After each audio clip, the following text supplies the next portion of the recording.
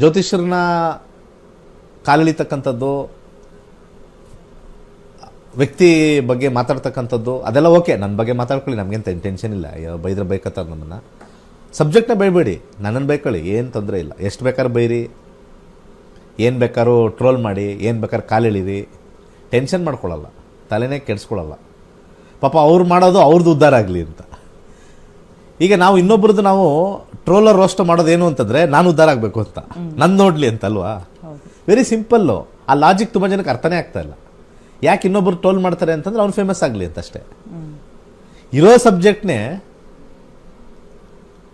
ಸವಿವರವಾಗಿ ಹಾಕಿದ್ರೆ, ಗೊತ್ತಿರೋ ವಿಚಾರಗಳನ್ನೇ ಮತ್ತೆ ಹಾಕಿದ್ರೆ ಅವ್ನು ಫೇಮಸ್ ಆಗ್ತಾನೆ ಅಷ್ಟೇ. ಇದರಲ್ಲೇನು ಅಂತ ಏನು ಅವ್ರದ್ದು ಸ್ವಂತಿಕೆ ಏನಿಲ್ಲ.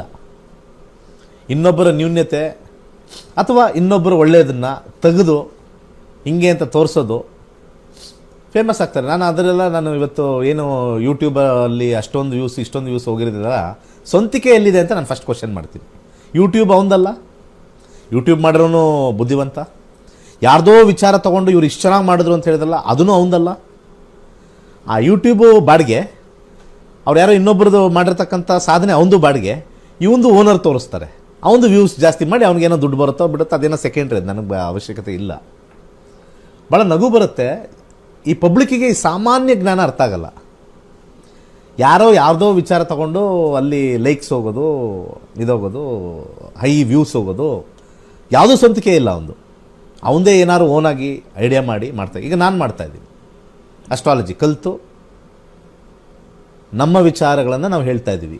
ಬೇರೆಯವ್ರ ವಿಚಾರ ಹೇಳಿಕೊಂಡು ಗ್ರೇಟ್ ಆಗ್ತಕ್ಕಂಥದ್ದು ಸಾಕಷ್ಟು ಜನ ಅವ್ರಿಗೆ ಕಮೆಂಟ್ ಮಾಡಿಕೊಂಡು ನೀವು ಮಾಡಿದ್ದು ಸರಿ, ಅದು ಮಾಡಿದ್ದು ಸರಿ, ಅವನದು ಬಾಡಿಗೆ, ಇನ್ನೊಬ್ಬಂದು ಬಾಡಿಗೆ, ನೀನು ಹೇಳಿದ್ದು ಸರಿ ಮಾಡಿದ್ದು ಸರಿ ಅಂತ ಕೆಳಗಡೆ ಇರ್ತಕ್ಕಂಥವ್ರು ಅವರು ದೊಡ್ಡ ಬಾಡಿಗೆದಾರರು. ಅವ್ರದ್ದು ಸ್ವಂತಿಕೆ ಇಲ್ಲ.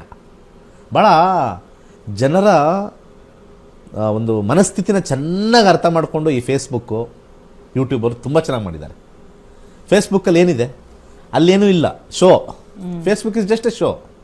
ಯೂಟ್ಯೂಬ್ ಇನ್ನೊಬ್ರಿಗೆ ಕಾಲೆಳೆಯೋದು, ಇನ್ಫಾರ್ಮೇಷನ್ ಅಂತ ಅಂದ್ಕೊಳ್ತೀವಿ. ಯೂಟ್ಯೂಬು ಇನ್ನೊಬ್ರಿಗೆ ಕಾಲೆಳೆಯೋದು, ಸತ್ಯಾಸತ್ಯಗಳು ನೋಡಿದಲೇ ಮಾಡ್ತಕ್ಕಂಥದ್ದು ಯೂಟ್ಯೂಬು. ಫೇಸ್ಬುಕ್ಕಲ್ಲಿ ಇನ್ನೇನಿದೆ, ಅಲ್ಲಿ ಏನಾದರೂ ಒಂದು ಸ್ವಲ್ಪ ದೇಶದ ಪ್ರೇಮ ಹಾಕಿದ್ರೆ ಲೈಕ್ಸೇ ಬರೋಲ್ಲ. ಯಾವುದಾದ್ರು ಒಂದು ಒಳ್ಳೆ ವಿಚಾರ ಹಾಕಿದ್ರೆ ಲೈಕ್ಸೇ ಬರೋಲ್ಲ. ಯಾರ ಜೊತೆ ಹಿಂಗೆ ಕೈ ಹಾಕೊಂಡು ಹಿಂಗೆ ಮಾಡ್ರಿ, ಫುಲ್ ಲೈಕ್ಸ್.